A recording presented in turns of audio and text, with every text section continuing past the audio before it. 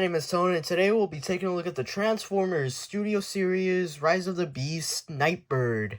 So here is the packaging. Of course, we have a CGI model of Nightbird, some more on the sides, and then more, and then some labels. And then you have the barcode right here if you really need it. And she is an official Nissan license, and this is basically it, you know, the usual promotional images and all that good stuff. And here is Nightbird herself, and yes, I did got her from Hasbro Pulse. And speaking of that order, for most of you who haven't watched my shorts, which you guys really should, I got Novocaine, and he's pretty good. He's just the same thing as Freezer, so I pretty much feel the same way as this guy as how I felt with Freezer when I first got him. And here's Nightbird herself, and she's actually a really good representation of the car that she is shown in the movie. And I really dig this. I'm not a big car guy, but when I see a cool car, I see a cool car. Nightbird wasn't really necessarily my favorite out of the Terracons.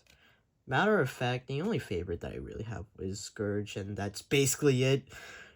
Battletrap and Nightbird kind of felt like background characters from the movie. However, for the vehicle modes that I have seen from both Terracons, I think that Nightbird is definitely the best one out of the three. Kibble's honestly bare minimum, no hollow space, and a clean underside kibble. And I think the front of the car is detailed really nice. If there's one nitpick I would have for this car mode, I would have the back wheels to be pinned, just like the front wheels. But other than that, she rolls really nice. For some reason, this spoiler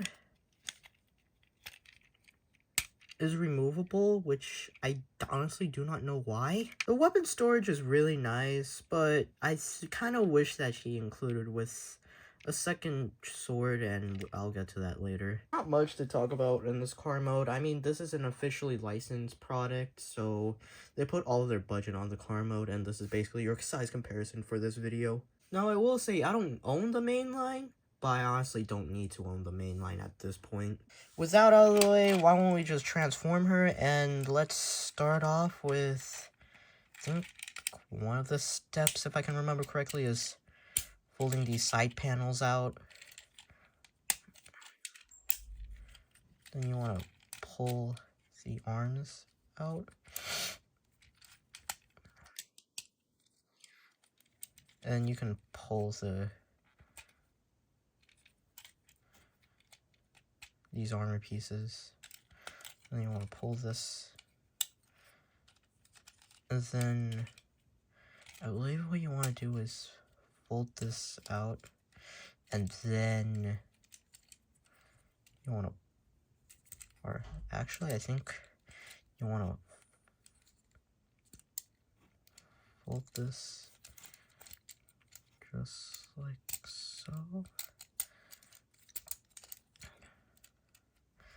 Then fold the legs out, rotate the thighs, and then you want to fold the side panels down, and then lock it into place, just like so. And then you can fold this down, then you can pull these out.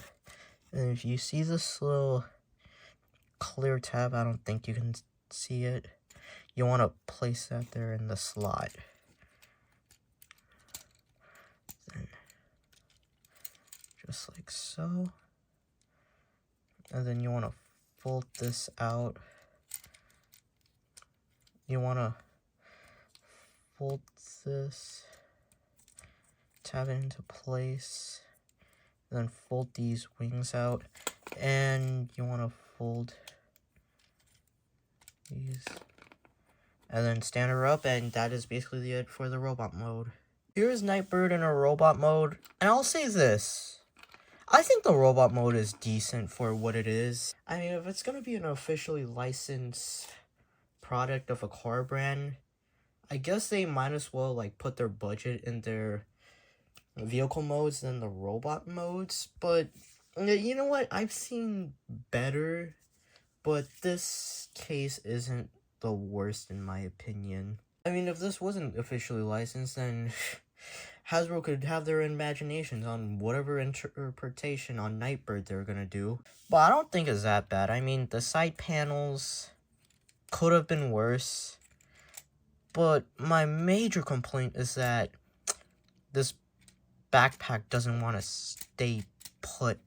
And I don't want to brute force it because that will break because this is on clear plastic. I don't like how the wings are stupidly small. I mean, they weren't small at all in the movie. They were pretty big. If you can see it, I really like how there's a little detail of her melee weapon. Really like the head sculpt on her. Makes it feel like she came out of the big screen. Of course she can hold her sword, but she was meant to dual wield in the movie. I mean, if they don't feel like adding another sword, then might as well add another accessory to her, right? That one scene where she used like some type of shockwave bomb at the humans. Some of you are gonna argue that the main line is better than the Studio Series. Have your argument because I honestly don't care. I was honestly never willing to pay $50 for 3 figures that I did not really want. Articulation on this figure is not bad. It's your standard. She has a ball joint on the head. She can look up and down. She has a rotation at the arm, and it's on a ball joint. Arm can move out. Bicep swivel, bend at the elbow, nothing at the wrist. A waist swivel, and of course the backpack moves. If I can just let it rest in place. I think it's like that. The wings can move. Legs can kick, they can move back this far. She can obviously split that much. This thing won't stay put. A thigh swivel. Bend at the knee, and it's an extra bend due to transformation. And an ankle pivot, and this front can fold down.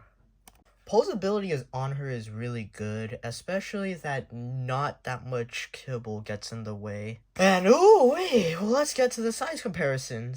She is so small compared to Scourge and Battletrap. Like, oh my god, she is that tiny. She is in a good scale between these two. Spoilers.